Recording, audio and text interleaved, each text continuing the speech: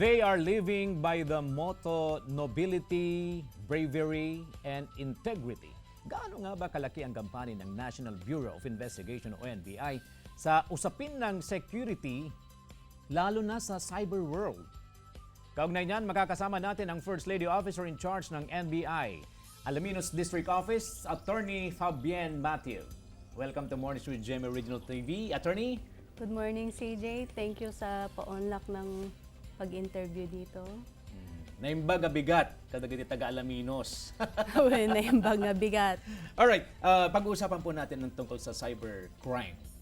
Unang-una, i-define po natin yung cybercrime. Ano nga itong tinatawag na cybercrime? Attorney?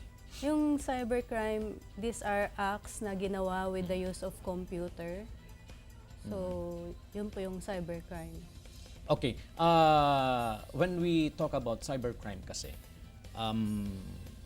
we are often focusing sa loss of privacy, sa loss of security. Aside from this, ano pa ba yung tinututukan ng NBI when it comes to this kind of crime?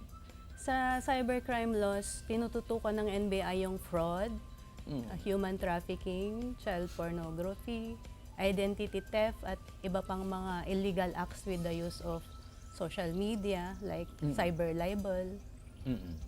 Yun po. Yung online scam na tinatawag. Yes, online scam. Okay, alam po namin na kaliwat kanan, ang dami ang nagrereklamo sa NBI when it comes to online scam. Kumusta po ang investigasyon ng NBI sa mga ito? May mga pumupunta po sa office natin at natutulungan po natin sila. Fina-file po natin yung mga cases sa prosecutor's office. So, for example, we have yung auto loan. Na-file na po natin sa prosecutor's office. Okay, within Pangasinan po yan? Yes po, within Pangasinan. Aside from online scam, ang dami pang scam na nakikita natin online. Investment scam, meron ding love scam. Yeah, love scam. Paano yung love scam? Yung love scam po is nanggagaling sa mga, mga dating sites. So, magliligawan po sila through online, through PM, FB chats, ganun. Okay. Tapos, yung victim po magpapadala sa suspect ng financial assistance. Okay. Kasi nanghihingi yung subject ng financial assistance dahil So usually ang nasa victim malayo dito siya. yung lalaki, Filipino. yung male? Usually female. Female? Yes, Female kasi din. mga foreign males ang nambibiktima. Okay, okay. So nanghihingi sila ng financial assistance for medical, ganun. Or sometimes may ipapadala daw silang box containing large amount of money. So, ang victim po naniniwala na may parating siyang box, may tatawag po sa kanya na magbabayad siya sa customs or sa anti-money laundering kasi may huge amount of money daw sa box na parating. So, doon po sila nabibiktima. Okay. Meron ding hulugan scam. Yes po. Paano ito nabubuhay? Sa Facebook po, may mga naghihikayat ng hulugan. So, bali, magbibigay siya ng cash through GCash. So, minsan, yung unang payout is okay naman, pero sa next na payout, mawawala na. Mawawala na. Itatakbo na ng yung moderator. Okay.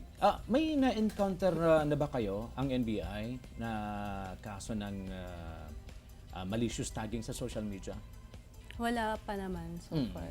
Kasi ang daming nagtatag na pag titingnan mo, yung tinatag, adult content. Na kung bubuksan mo raw yun is hacker pala. So paano po natin ina-advise yung public para hindi po mabiktima ng mga scam na ito? Yes po. Yung mga ganun pong mga links at mga messages, wag po nating i-click yung mga links na suspicious na hindi natin alam kung kanino galing. Wag po nating i-click yung mga ganong links or i-share. Okay. Ano pong advice po natin sa public na may mga kasong ganito?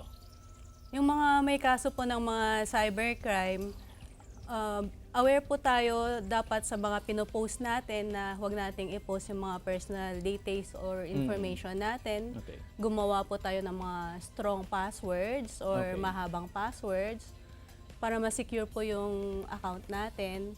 And huwag po tayong magbibigay ng OTP pag may tumawag or mag-text or mag-email po. Yung one-time PIN. Yes, one-time PIN. Yung OTP, protektahan po natin ito. Huwag po natin ito basta-basta ipamigay. Okay. Aside from nakatutok po ang NBI sa cybercrime, ano pa ba yung mga other services na ginagawa po natin? Yes po. We have po the NBI clearance, and then we have the investigation. We have also the forensic. So, pwede po tayong mag-request for medical legal examination, autopsy, exhumation, polygraph, and others po. Okay. Anything from your end, attorney? Message po sa mga kapuso natin na nakatutok ngayon sa Mornings with GMA Original TV. Yes po, open na po ngayon ang NBI Alaminos District Office. Pwede po kayong kumuha ng NBI clearance ninyo sa Alaminos City, and pwede din po kaming mag-investiga doon sa mga malapit po sa amin, yung mga taga Zambales at mga Western Pangasinan. Open po ang NBI Alaminos District Office para sa inyo. All right. Thank you, attorney. Thank you you. for being here. Thank you for the information. Thank you din po. All right. Maraming salamat. Si Attorney Fabian Matip, ang OIC ng NBI Alaminos District Office. Diyan lamang po kayo mga kapuso, magbabalik ang Mornings with GMA Regional TV.